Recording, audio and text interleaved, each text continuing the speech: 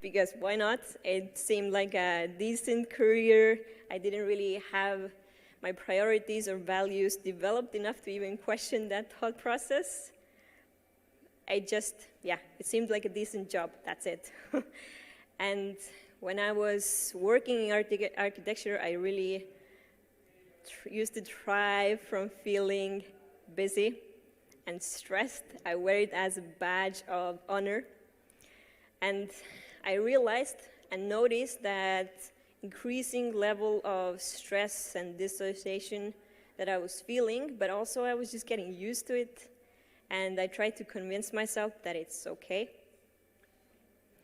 Until I really reached the breaking point that I realized that the amount of lack of motivation, the amount of frustration and just disconnection from my body is not sustainable. I knew that something had to change. And also part of that change, I had to admit that the external world hadn't really given me the support or answers that I needed. And I was curious to look into a place that I really had not looked before inside. And I signed up for my first Vipassana meditation course. It's a 10-day, 100-hour meditation course, and just by that deep self-discovery journey, I got access to the biggest mentors I've had in my entire life, which is just intuition and trust. And intuition gave me just the clarity on all the things that were bringing me joy and all the things that were not. And trust gave me a sense of empowerment to take really full responsibility over my life and to do it regardless of what I've been told before. So I took a leap. I went traveling. I went exploring. I moved to Lisbon. And I was really feeling this overflow of bliss from my newly found inner peace.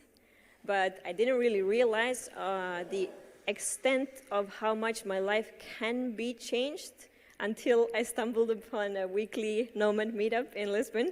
And if you've been to Lisbon, you know. It's incredible. It's an opportunity to meet so many people who have just taken their life into their hands, seemingly created jobs out of nowhere.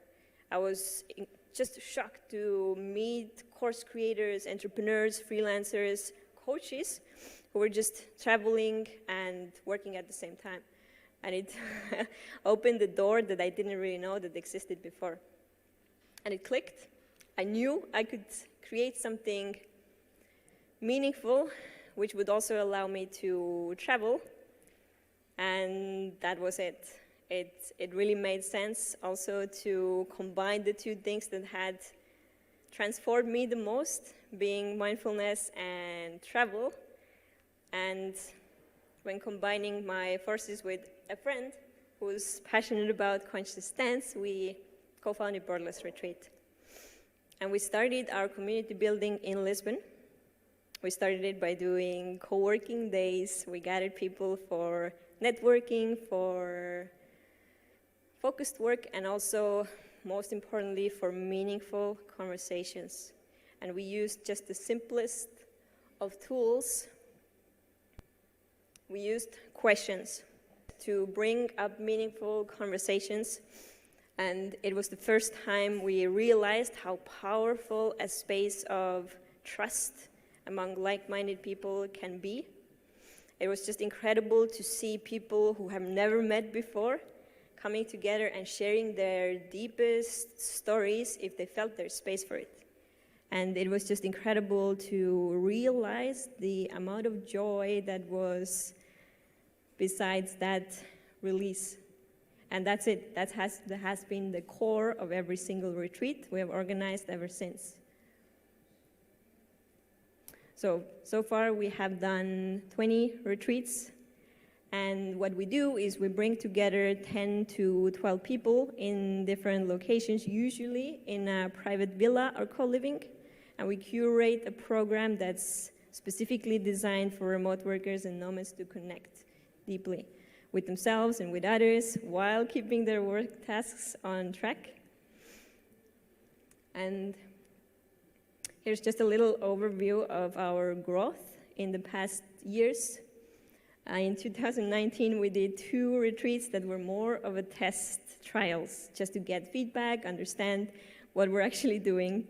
And in 2020, we managed to organize 2 retreats in Madeira. We got our participants mostly through word of mouth and Facebook nomad groups and organizing smaller events. And then a worldwide pandemic hit. Suddenly, gathering people and traveling was really not an option anymore. So we just moved all of our community building online, even dancing for 5 months, but it wasn't the same. And then after those 5 months, we discussed with our community the risks and started organizing the retreats again, focusing even more on connection. And we ran another 6 retreats. And in 2021, we organized 8 retreats and also started organizing co-living experiences. And this year, we managed to do 3 in Gran Canaria and also have grown our team from 2 people to 6. So today, it's really a global community, and most of our people who have joined us have been from Europe and the US, but also we have had incredible people from Malaysia, Syria, and Chile. I'm also going to share more about the background. So we had 38 different nationalities. Here you can see also the top 10 ones. And the average age range is 31 to 34 years old. 53% of all our participants have been female.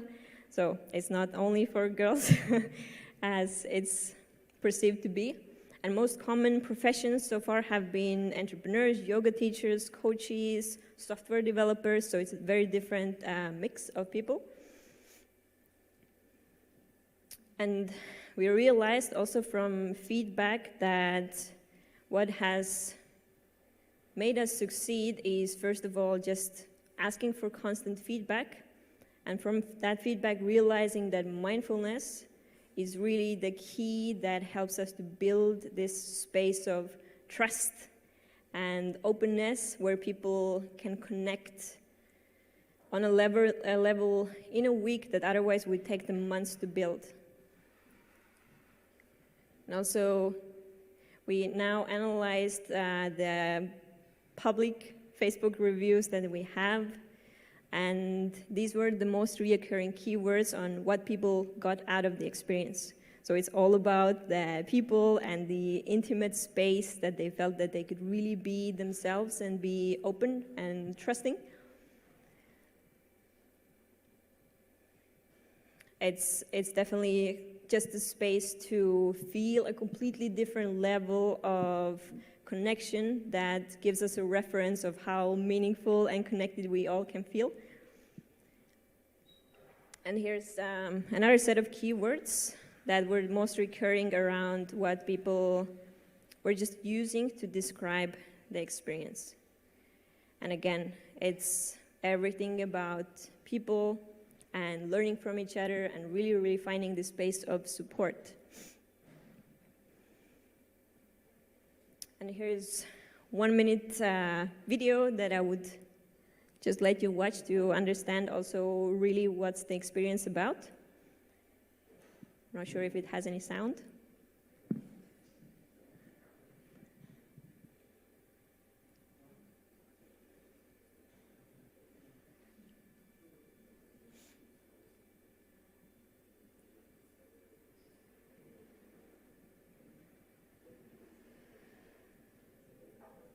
All right, as there is no sound, I will just continue in the last part about my sharing. But overall, I really believe there is huge power in us taking time to introspect and pause when we transition, whether it's transitioning in work or lifestyle, and finding people that really support us in that journey has an enormous potential.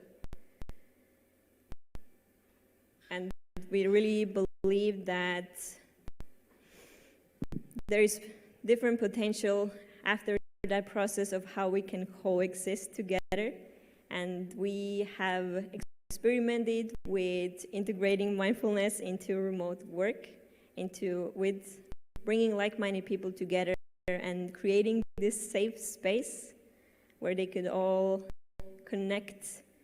And most importantly, we have done it by prioritizing inner work at least as much as we prioritize our professional work.